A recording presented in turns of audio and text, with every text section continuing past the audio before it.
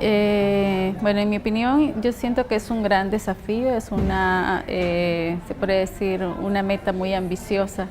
Sin embargo, creo que por cuestiones de querer ver un cambio y también en esa visión de querer realmente parar los efectos del cambio climático o al menos reducir los efectos del cambio climático, tienen que haber decisiones radicales y acciones radicales. No creo que se logre en corto tiempo, es una meta más a largo tiempo, donde tienen que haber voluntades a todos los niveles, voluntades políticas, voluntades individuales, voluntades económicas, voluntades, diferentes intereses que tienen que converger para que realmente se logre hacia eso.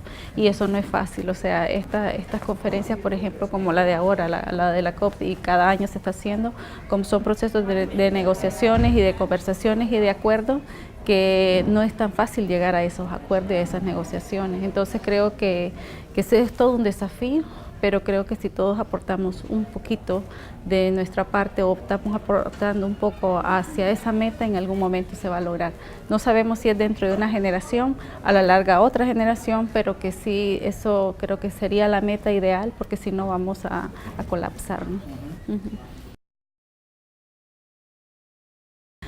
La respuesta tiene que ser una respuesta conjunta, como lo decía anteriormente, o sea, ¿qué es lo que debe de pasar? Debe pasar gobiernos que se ponen de acuerdo. Primero, una visión en conjunta, una visión global.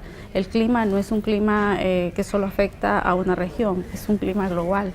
Por lo tanto, los acuerdos también tienen que ser a ese nivel, es decir, una visión conjunta, intereses al menos que converjan de alguna manera, que se vinculen, que sean comunes. Y por otro lado tiene que ver lo que decía anteriormente, voluntades políticas para los tomadores de decisión, que son los que llegan a ese nivel de acuerdo y decisiones, que tomen en cuenta la realidad de los pueblos, ¿verdad? La realidad, las vulnerabilidades, las condiciones de pobreza. A ese nivel de voluntades políticas también tiene que unirse las voluntades económicas.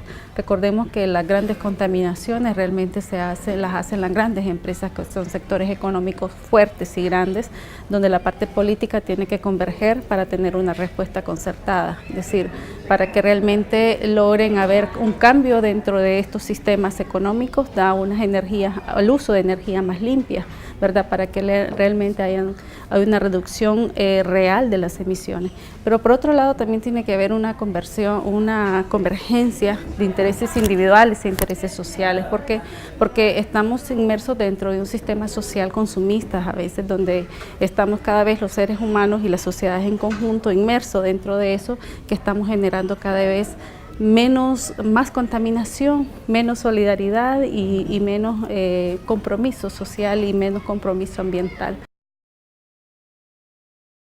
Y en este caso los gobiernos juegan un rol muy importante, sobre todo porque son los que llevan la voz del pueblo, ¿no? La voz de las necesidades de la gente. O sea, ese es el ideal, ¿no? Los gobiernos que te llevan las realidades de sus países. Entonces, cuando te digo que lo llevan es porque se tienen que sentar en estas mesas de negociaciones tomando en cuenta esa realidad de tu país, o sea, un país vulnerable, un país lleno de pobreza, un país con un desarrollo mínimo, un país con una serie de limitaciones. Como gobierno tienes que tomar en cuenta dentro de esas negociaciones la realidad de tu país. Entonces, como tomador de decisión, como formador o formulador de políticas públicas y de cambios estructurales, el gobierno juega un rol importante en este tipo de negociaciones. Y creo que en el caso de Latinoamérica tenemos la ventaja, esa ventaja comparativa de que tenemos recursos que todavía podemos conservar, todavía podemos, ¿cómo se puede decir?, mantener en el tiempo y también saber negociar a través de ese rol que también tenemos. Eso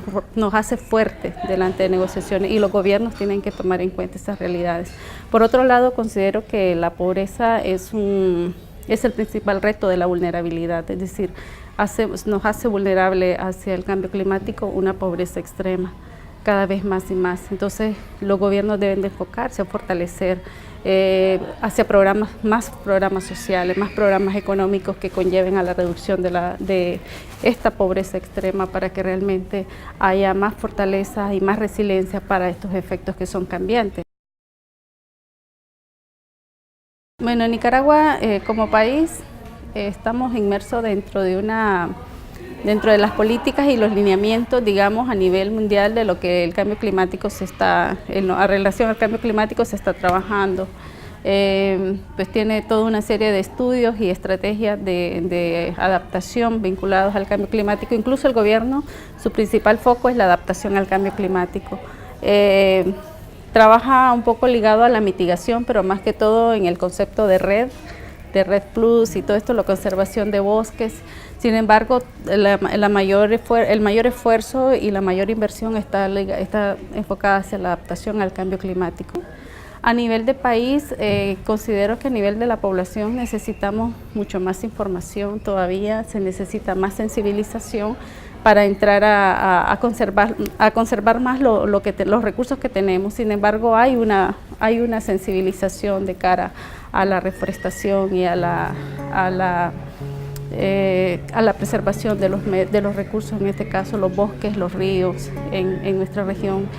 Yo creo que como toda Latinoamérica tenemos esa característica, que todavía tenemos muchos recursos todavía que conservar, pero que si se descuidan, ahí podemos correr el riesgo a ser más vulnerables todavía, ¿verdad?